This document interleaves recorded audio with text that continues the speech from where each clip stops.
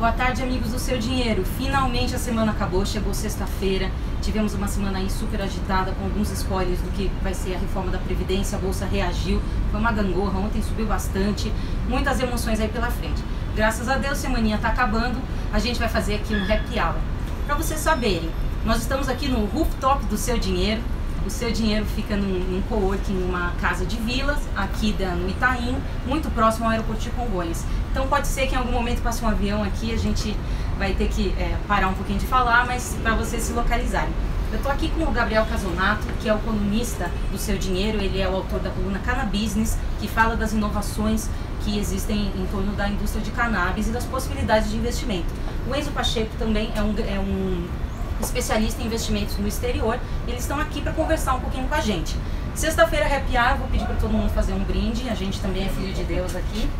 Obrigada, saúde. Semana foi puxada. Puxado. O tema de hoje, que a gente vai começar aqui a nossa conversa, é justamente os investimentos que as grandes cervejarias estão fazendo nessa indústria de cannabis. Aí a gente viu várias aquisições nos últimos anos, isso tem sido uma grande aposta delas. Eu vou pedir para o Gabriel começar explicando para a gente o que está por trás desse movimento. Bom, para quem tem acompanhado um pouco, né, as notícias que têm saído sobre o setor de maconha legal, lá fora, né, obviamente, sabe do boom que tem ocorrido desde o ano passado, desde o começo do ano passado, principalmente por conta do avanço da legalização nos países desenvolvidos, em especial no Canadá e nos Estados Unidos. E, obviamente, como todo mercado incipiente, as grandes indústrias, as pessoas os grandes investidores que estão mais capitalizados começam a crescer o olho. Sim. E já tem vários estudos mostrando que em alguns estados onde a maconha é legalizada nos Estados Unidos, o pessoal tem mostrado uma certa tendência a trocar o álcool pelo consumo de maconha. E a indústria de bebida alcoólica não é boba nem nada, está começando a ver esse movimento, e como eles têm muito dinheiro em caixa, muita grana para investir, eles estão indo para cima das empresas de maconha e começando a fazer aquisições, a fazer sociedade para pesquisa e desenvolvimento, principalmente para produzir bebidas com infusão de maconha. Entendi. Então o que você está dizendo é que esse investimento das cervejarias na indústria de cannabis é de certa forma defensivo. É como o banco que compra a fintech pensando que talvez o mercado mude, ele tem um pezinho lá no que vai ser o negócio do futuro.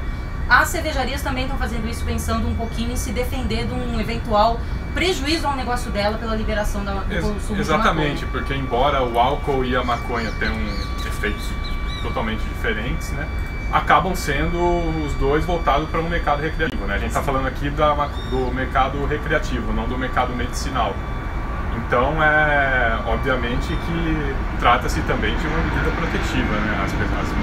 Ninguém quer ficar de fora desse mercado, tendo em vista o potencial de movimentar bilhões que tem nos próximos anos. É importante salientar também, né, Marina, que nos últimos anos... Só um minutinho, esperar passar o avião aqui pra gente continuar o happy hour. Pessoal,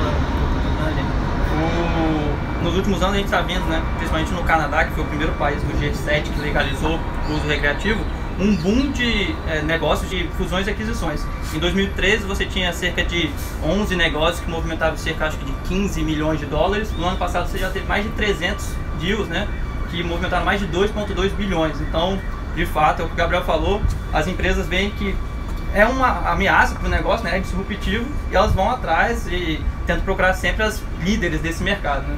Quem comprou quem, assim, pra gente ter uma ideia, assim, quem não acompanhou de perto, só pra gente ter uma ideia que os gigantes estão nessa. O primeiro grande deal foi, acho que no meio do ano passado, né, mais ou menos, que foi da Constellation, que é uma das maiores fabricantes de bebidas alcoólicas do mundo, a empresa que faz a Corona, a cerveja modelo.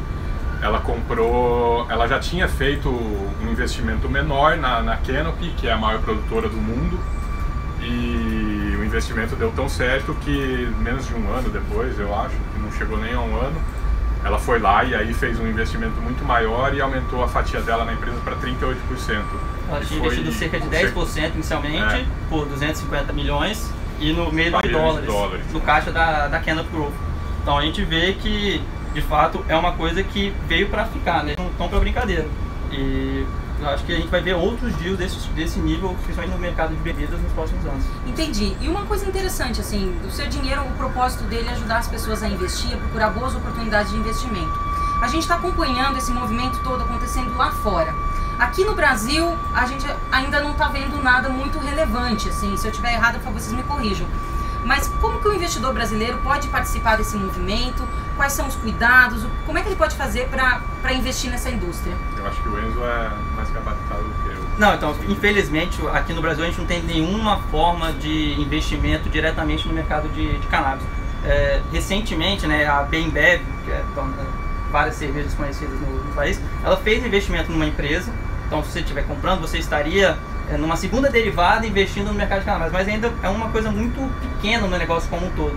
Então, o investidor que quer investir tem que procurar investimentos lá fora, principalmente no mercado americano. Você tem também a opção do canadense, que tem muitas empresas, mas pra gente aqui fica mais fácil entrar no mercado americano. Só um instantinho, eu tenho uma pergunta aqui do Roberto que é muito em linha com o que você está falando. Ele está perguntando o seguinte: se ele já consegue investir nesses negócios a partir aqui do Brasil. Então, pelo que você falou, na Bolsa Brasileira não tem como fazer um investimento direto. Exatamente. Agora, lá fora, como que ele faz para comprar uma dessas ações? Você tendo uma conta numa corretora lá nos Estados Unidos, você tem diversas opções para esse setor. E a gente, no começo, né, se o investidor está procurando diversificar para investir nesse segmento, a gente sugere os ETFs, né, que são os fundos negociados em bolsa. Sim. Ou seja, você vai pegar uma cesta de empresas desse segmento, porque como é um segmento muito incipiente, a gente não sabe ainda quem vai ser a vencedora. A gente pode, no meio do caminho, várias empresas quebrarem, né? Igual na época da bolha das .com em 2000. E vão quebrar, né? Vai ter muita empresa quebrando no meio do caminho. Você teve empresas das bolhas.com, a gente teve uma época que tinha a Amazon, que fez o IPO em 1998, você teve empresas grandes que existem até hoje, mas muitas ficaram no meio do caminho porque o modelo de negócio não se sustentava. Então, a gente sempre sugere para o investidor que está começando a querer investir nesse segmento, procurar esses instrumentos. Caso a pessoa já se sente mais confortável, ela pode começar a fazer uma seleção de empresas desse segmento. Mas aí, lembrar, né, são empresas que estão no mercado novo, muitas ainda não geram caixa, elas estão começando a investir no negócio, então a gente tem que ver se a empresa tem a capacidade ou não de se manter pelos próximos trimestres. Como o Gabriel falou, a Canopy tem 4 bilhões em caixa. Mesmo que ela gaste 500 milhões por trimestre, ela ainda tem 8 trimestres pela frente. Então, você tem que procurar empresas que tenham essa capacidade de se manter nos próximos trimestres. Até esse momento da indústria da cannabis recreativa lá fora, né, que é um mercado que acabou de sair da fase pré-operacional e está começando as operações agora, é um momento que demanda altos investimentos, né, em pesquisa e desenvolvimento, em cultivo, em distribuição. Tem muita coisa relacionada à regulamentação, que é pesada também, obviamente, em cima desse setor. Então, tudo isso ajuda a explicar também a necessidade deles buscarem um parceiro, que no caso são as empresas de bebidas, para estarem mais capitalizados até conseguirem transformar todo esse investimento em lucro. Sim, sim. Eu acho que isso é interessante, assim, só para dar um contexto para o pessoal. É muito comum no mundo dos negócios, uma indústria mais segmentada, ela fazer investimento numa indústria que está nascendo, né? Então, a grande vantagem disso é que a indústria pequena ela é mais ágil, mais fácil para inovar comparado com uma grande corporação. E a indústria pequena, ela precisa de capital para fazer investimentos, né? Então, quando você junta esses dois negócios, costuma ter bastante inovação. Assim, vou dar um número para vocês, para a gente ter uma ideia do que a gente está falando, né? Eu olhei hoje os dados da Bloomberg de valor de mercado da Ambev no Brasil, 290 bilhões. A Bembev, que é dona da Ambev, 140 bilhões de euros, antes era real, que eu falei. A Heineken vale 50 bilhões de euros. Então, assim, esse pessoal tem realmente muita grana, né? E pode aportar nessas indústrias pequenas aí e trazer uma inovação. E a Canopy, que foi a empresa que teve a fatia relevante comprada pela Constellation, é a empresa mais valiosa hoje do setor, tem um valor de mercado de aproximadamente 15 bilhões de 15, dólares. 14 bilhões de dólares. E então, boa parte desse valor foi conquistado justamente após a venda para a Constellation, que acabou destravando um gatilho de valorização para todas as ações do setor de cannabis, né? Os investidores começaram a abrir o olho, o pessoal mais sério está começando a olhar esse mercado e tem muito deal para acontecer ainda. Né? Claro. Como depois tiveram outros, não da mesma magnitude, né? Mas não necessariamente também só no setor de bebida, né? Isso é importante frisar. A gente tem um negócio disruptivo farmacêutico, negócios para animais, inclusive. Tem alguns produtos que podem ser feitos para cuidar do seu cachorro, do seu gato, coisa do tipo. Eu acho que isso é interessante, assim, vocês darem um panorama, né? Vocês que estão acompanhando mais de perto essa indústria. Que tipo de negócios eles podem surgir? A gente está falando aqui hoje mais ativamente aí da questão da indústria de bebidas, casando com esse segmento, mas você mesmo falou, tem farmacêutico, tem provavelmente tabaco, alimentos, você tem várias formas de você consumir a cannabis, né? As empresas elas vão começar talvez com as bebidas, mas também um grande projeto delas é começar a fazer produtos comestíveis, né? Você tem um consumo dos princípios, né? Você tem o canabidiol e o THC, né? O canabidiol é mais voltado para a redução de ansiedade, enquanto o THC seria o princípio psicoativo, seria deixar o cara doidão, digamos assim. Então você pode fazer alguns produtos para tentar reduzir a ansiedade de pessoas com problemas desse tipo, chocolates, diversos outros tipos de alimentos que as pessoas podem, em vez de tomar uma cerveja. As pessoas nem imaginam assim, o tanto de aplicação que tem a partir dessa planta, né? Se você pegar o cânhamo, que é a fibra da maconha, você pode fazer tecidos, pode fazer cordas, pode fazer muita coisa. Por exemplo, os portugueses não teriam chegado no Brasil se não existisse o cânhamo. As caravelas eram todas fabricadas a partir do cânhamo. Não estaríamos aqui. Agora tem uma questão... Desculpa aí. Pode concluir. Você falou do tabaco, né? Imagino que o tabaco. O segundo maior deal até hoje do setor foi justamente da Altria, que é uma subsidiária da Philip Morris, que produz o Marlboro, né? O cigarro mais vendido do mundo, que comprou 45%. Mas tem a opção de virar sócio majoritário da Cronos, que acho que está no top 5 também das maiores, por 1,8 bilhão de dólares. Então, assim, foi um deal bastante relevante. Uau, bastante coisa também. E aí o pessoal já começa a brincar que vai realizar o sonho de sair o Marlboro Hemp, né? Então, vamos ver, né? Eu acho que tem bastante coisa caminhando para isso. Agora, tem uma pergunta da Ana Júlia aqui que é muito interessante. Sobre a indústria, sobre essas associações aí com a indústria de cigarros. A indústria tabagista no mundo não vai segurar essa onda? Muito pelo contrário, né? Talvez eles...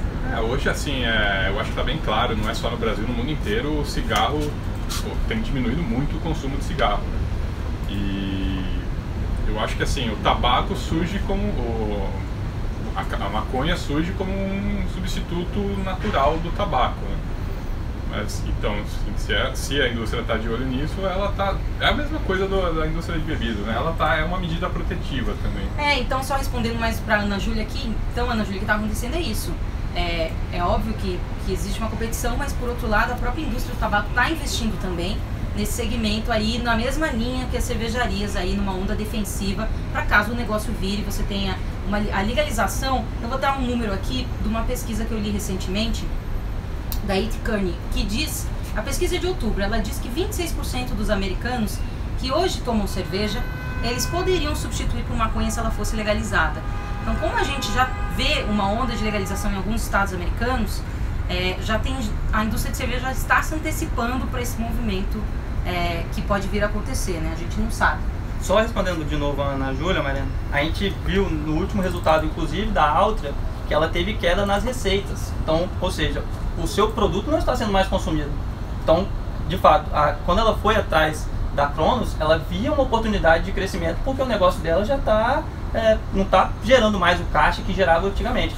Não só a Cronos, elas investiram em outras empresas, né, de cigarro eletrônico, ou seja, elas talvez estão tentando diversificar ao máximo o seu negócio hoje em dia. Eu acho que poderia ter lá atrás algum lobby, alguma coisa, mas eu acho que hoje, com essa onda de legalização, principalmente com o Canadá, agora o México também declarou inconstitucional a proibição. Então você vai ter os Estados Unidos no meio de dois países que já tem uma legalização de certa forma, né? No Canadá, sim, no México provavelmente daqui a pouco.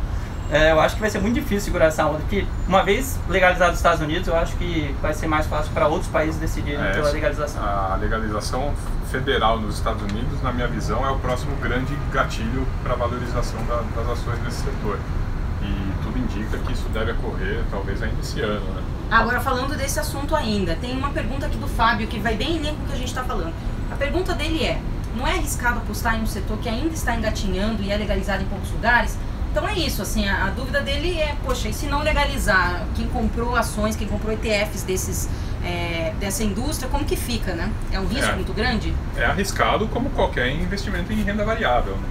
Mas assim, você comprando um ETF, você não está apostando numa empresa específica, você está apostando na evolução do setor como um todo. E aí vai de cada um saber se quer apostar nisso ou não. Mas assim, você pega as notícias, tudo indica que as coisas estão caminhando no sentido da legalização global. Até você pega a Organização Mundial da Saúde, a OMS, pediu agora para deslistarem a maconha da relação de drogas dele. Então assim, e mesmo os ETFs, a maioria é mais focado ainda nas empresas medicinais, né? O medicinal é muito menos arriscado do que o recreativo. Assim. Isso aí, até no Brasil nós temos tido algum avanço nesse setor. Então assim, eu acho que a simetria risco-retorno é bastante favorável. Entendi. E a hora de entrar é agora, né? Porque não adianta esperar 2 anos, quando o mercado estiver todo andando, as empresas lucrando, que as ações já vão estar muito mais caras, né? Se a nossa tese estiver correta. Entendi. Essa parte do risco-retorno é importante, o Gabriel frisou. Até no ano de 2019, você tem um índice, né, que é o North American Marijuana Index. São empresas da América do Norte que estão nesse setor. Ele já se valorizou 43% no ano. Então, existe o risco aí? No ano 2019. 2019, isso. Ou seja, janeiro e metade de fevereiro. Em 2 meses, se você tivesse colocado $1.000 no que segue o índice, você teria $1.400 em menos de 2 meses. Então, sim, é arriscado. Não é por isso que eu vou te falar para você colocar as riquezas, todo o seu dinheiro nesse setor. A gente tem que sempre diversificar, setores mais arriscados, colocar uma parte menor, mas essa é a beleza do negócio. Você vai ter a oportunidade de multiplicar o seu valor, porque está no começo. Essas empresas, elas são, na grande maioria, small caps. A gente comentou aqui da Canopy, né, que já tem um valor de 15 bilhões. Se você considerar no mercado americano, você tem empresas de 700 bilhões de dólares, de fato é small cap. Então, você tem as empresas abaixo de 1 bilhão. Então, você vai ter um poder... Imagina, a Canopy já foi uma empresa de abaixo de 1 bilhão. Então, se você tivesse entrado lá atrás, você teria conseguido multiplicar seu capital, nem sei por quanto aqui agora, mas tipo, seria realmente uma valorização impressionante. Nós temos um caso bem legal assim, da Tilray, que foi a primeira empresa a fazer IPO na Nasdaq, do setor de maconha. Eles fizeram IPO, acho que é $17 por ação. Em questão de meses estava $200. Isso foi quando? Isso na metade do ano passado. No segundo semestre do ano passado. A gente ainda tem muita empresa para chegar na bolsa. Isso suscitou até a discussão se existe uma bolha ou não nesse mercado. Sim. Tanto que agora ela corrigiu, ela está negociando a uns $70. 70, $80. Assim, $70 a gente está falando ainda de uma multiplicação por 4 em menos de 1 ano desde que ela entrou na bolsa. Sim, é realmente um investimento muito acima, né, de outras coisas que você vê. É claro que, como você falou, né, é possível que parte de uma indústria nova, parte desses plays fique pelo caminho, né? Sim. Você vai ter gente quebrando aí. E aí, claro, sempre que quebra alguém, gera aquela dúvida. Receio, né? Mas vai acontecer, Sim. né? O mercado já está vendo isso. Exatamente. Não, eu acho que exatamente para evitar esse risco, né, de você escolher uma empresa no primeiro momento e ela vira a não ter sucesso, acho que o ideal seria você investir no ETF. Porque você tem cerca de 30, 40 empresas, mesmo que 5, 10 acabem falindo, né, acabam não existindo mais, você vai ter outras que vão multiplicar por 5, 10 vezes do valor atual. Então eu acho que vale a pena, mas sempre colocando aquele menor parte, né, porque é muito volátil. Isso a gente tem que deixar bem claro. Realmente são ações que vão em 2 meses valorizar 50%, podem nos 2 meses seguintes devolver os 50% até mais. E a gente não consegue. Tem uma pergunta do Adriano: qual ETF no Brasil poderá encabeçar o segmento? No não Brasil tem, a gente não tem ainda, né? Nem perspectiva de ter. O Brasil está muito... Hoje nós temos 2 no mundo, né? Um no Canadá e um nos Estados Unidos. Eles têm muitas empresas em comum, dão um peso justo, acho as maiores empresas do setor. E aí que vai totalmente ao encontro do que o Enzo falou, né? De mitigar os riscos. Porque como qualquer mercado, as menores estão mais suscetíveis a quebrar. As maiores vão acabar dominando o mercado. Vai ter muita consolidação ainda, né? Está começando agora, né? O movimento de consolidação no setor. E você tinha perguntado também se tem algumas empresas para entrar nesse mercado. A gente vê a intenção de várias empresas listarem na Bolsa Americana. O problema é, a gente teve a legalização no Canadá, que foi o primeiro país do G7 a legalizar a maconha como uso recreativo. Mas os Estados Unidos, como o Gabriel falou, é uma questão ainda que não é federalizada. Você tem alguns estados que permitem o uso recreativo, cerca de 10 estados hoje permitem, e 33 permitem tanto o uso medicinal e 10 só do medicinal. 33 estados permitem consumo medicinal e recreativo. 10 recreativos e 33 medicinais. Por conta dessa legislação muito diferente de estado para estado, tem muita empresa que acaba operando no limbo, né? Você não sabe, a regulação de um varia do outro. E tem muitos bancos que ainda não aceitam movimentar o dinheiro dessas empresas. Eu acho que isso é interessante também. Tem uma pergunta aqui, só para não perder o bonde aqui com o nosso leitor. O Rafael está perguntando o seguinte: tem empresas brasileiras de olho nesse setor? O moralismo no Brasil não vai atrasar esse movimento por aqui? No Brasil tem a Ambev, né, que é a dona da Ambev indiretamente, né, acaba sendo... Brasileiros da 3G. Né? Isso.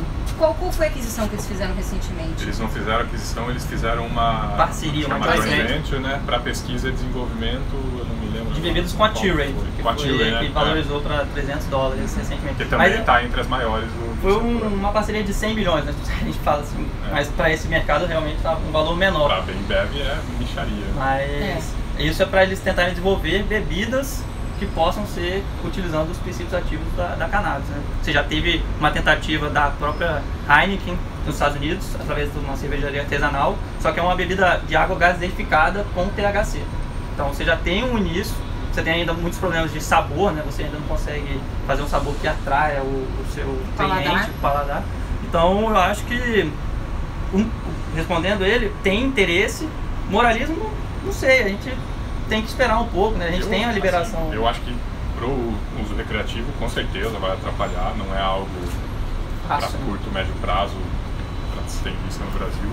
Mas o medicinal, eu acho que a gente vai ter um avanço assim que a galera não espera, muito mais cedo do que a gente imagina. Já é de certa forma permitido, né? Desde 2006 o uso medicinal. E o pessoal nem imagina, mas a gente já tem uma cena grande no Brasil trabalhando na questão medicinal, né? A gente já tem laboratórios, já tem investidores, todo mundo se movimentando. Se for legalizado amanhã, já tem muita empresa pronta para começar a operar no Brasil. Entendi. Uma dúvida que eu tenho em relação a isso, assim, a gente fala muito desse assunto sobre criptomoedas, né? A gente fala muito de quando que vem uma regulação e que o capital institucional pode entrar a partir do momento que tiver uma regulação aí nos principais mercados. Então, hoje a gente tem o capital institucional, Sendra, ou seja, os fundos de pensão, os fundos de investimento. Qual que é a relação deles com essa indústria? Eles têm algum preconceito? Os grandes fundos estão investindo nisso ou não? Como que é essa alocação de recursos em relação a isso? Eles até gostariam de investir, mas é aquilo que a gente estava falando. Nos Estados Unidos ainda é uma questão que não é federalizada. Você tem a agência, né, de combate às drogas dos Estados Unidos, o DEA, para quem assiste Netflix, você tem várias séries que tem lá, né? Ela considera a maconha mais perigosa do que a heroína, do que opioides, né, que são medicamentos que geram dependência. Então, enquanto você não tirar essa questão da federalização, né, legalizar no país como um todo, os fundos de pensão não tem como entrar nesse segmento, porque eles estariam indo contra as leis. Então, a gente tem diversos casos de empresas que tem que lidar com dinheiro vivo. Elas não podem colocar o dinheiro no banco, porque o banco não pode aceitar, porque é uma atividade ilegal. Mesmo ela sendo legalizada talvez em um estado, mas o banco tem atividades no país como um todo, ele não pode aceitar porque ele estaria correndo um risco de aceitar esse dinheiro. Então você vê uma vontade, mas você tem que ter primeiro os congressistas americanos legalizando de forma para o país como um todo, né? Para depois a gente ver uma entrada e a gente vê um certo interesse desses investidores institucionais de entrarem nesse segmento. Por isso que eu falo também que a legalização em esfera federal nos Estados Unidos é o próximo grande gatilho de valorização do setor, porque vai destravar muita grana para entrar nesse mercado. Entendi. Legal. Agora uma pergunta aqui da Elo. Qual o aporte inicial para investir nesse segmento e qual corretora vocês indicariam? Olha, online, para você. Você tem algumas corretoras lá fora, né? Você tem a TD Ameritrade, você tem a Drive Wealth, Interactive Brokers. São corretoras que permitem o acesso ao investidor brasileiro, né? Algumas você tem que saber falar inglês, né? Outras permitem você fazer o cadastro pelo aplicativo, não tem muito mistério. E mínimo vai depender da corretora também. Uma dessas corretoras, a Drive Wealth, ela permite você começar com $100. Você pode comprar valores fracionados de um ETF. Se o ETF custasse, sei lá, $150, se você quisesse investir só $100, você poderia investir sem maiores problemas. Então, não tem mínimo. Se você quiser começar com pouco dinheiro, você pode começar sem maiores problemas. Eu acho que para quem tem interesse... É o preço o quê? O preço mínimo, assim? Não tem... O ETF hoje, se eu não me engano, ele está negociado na casa dos $32. Você pode começar com $32. Você comprar até menos que $32. Se você quiser comprar meio desse ETF, você pagaria $16. Então, não tem um valor mínimo. Claro, né? Você tem o envio dos recursos. Tem que ser uma quantia que vale a pena você mandar. Porque às vezes você vai mandar R$50, você vai gastar R$50 de taxa, não vale a pena. Então, acho que ao contrário do que muita gente pensa, é muito simples investir lá fora, né? É o mesmo processo praticamente de você abrir uma conta numa corretora do Brasil. E você vai operar as ações pelo home broker na sua casa, da mesma maneira que você investe em ações no Brasil. E nesse caso que eu tinha comentado, você pode ter o fracionário, mas uma vantagem no mercado americano, que todas as corretoras, sim, aqui no Brasil tem um lote padrão, né? Você tem que negociar pelo menos 100 ações de uma determinada empresa. Ou você vai comprar Petrobras, Itaúsa, você tem que ter R$3 mil, R$10 mil para negociar a ação. Lá você pode negociar uma ação. Mesmo nas corretoras que não permitem o fracionário, você pode comprar só uma. Então você pode gastar $30 comprando um ETF de maconha. Do mesmo jeito que você compra 100, você compra uma. Entendi. Só esperar passar o avião aqui, para quem não pegou o início, a gente está aqui no coworking do Seu Dinheiro e fica perto do aeroporto. Vai zerar. Meninos, para encerrar, eu queria que vocês, cada um de vocês, desse a sua dica pessoal para o investidor que está olhando para esse segmento, que ainda está na dúvida se compra ou não, por onde ele começa, se é uma boa, se não é.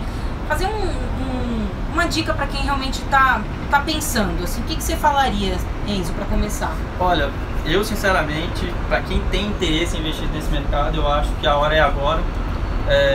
A gente vê, né? Às vezes as pessoas têm muita dúvida, mas eu tenho que mandar meu dinheiro para fora, como é que faz? Você tem diversas empresas que permitem fazer esse envio de recursos, tudo pela internet, ou até o seu internet bank, né? Dependendo de onde você tem conta, você consegue sem maiores problemas fazer a transferência dos recursos. E eu acho que para aproveitar o momento você tem que se antecipar a essas grandes ondas, igual o Gabriel falou. Federalizou nos Estados Unidos, vai vir uma enxurrada de dinheiro dos institucionais e provavelmente você vai perder uma possibilidade de multiplicar seu capital de maneira assombrosa em dólar. Isso que eu acho que é o mais importante, né? Você está fazendo uma reserva na moeda mais forte do mundo. Então eu acho que se você tiver interesse, eu acho que o momento é agora. Eu acho que é isso. Hoje eu particularmente não vejo nenhum mercado tão promissor quanto esse da maconha. Então a dica que eu dou é para que as pessoas percam o medo de investir, de mandar o dinheiro para fora. É tudo muito seguro, assim, o risco que você vai ter é o risco que você tem de investir numa ação no Brasil e da ação desvalorizar. Por isso que a gente recomenda o ETF e começar pequeno. E com a prática, com certeza as pessoas vão começar a estudar mais esse mercado, perceber aquelas empresas que estão se consolidando, que tem mais chances de chegar no final do pote do arco-íris ali, pote de ouro no arco-íris. Então é isso, perder o medo, estudar e abrir a conta lá fora e começar. Começa pequeno, vai olhando as notícias, tem saído muita notícia já, vê lá a coluna do Seu Dinheiro. E é isso. Bom, agradeço aí a presença de vocês aqui no nosso Happy Hour. Agradeço ao leitor que está com a gente aqui acompanhando esse debate. Avisar vocês para acompanhar o Seu Dinheiro, né? www.seudinheiro.com. A gente traz aí várias dicas legais de investimento e a gente vai tentar, na medida do possível, fazer um happy hour com vocês para trazer nossos convidados aqui para debater alguma oportunidade de investimento que a gente acha legal. Agradeço a todos, boa sexta-feira para todo mundo.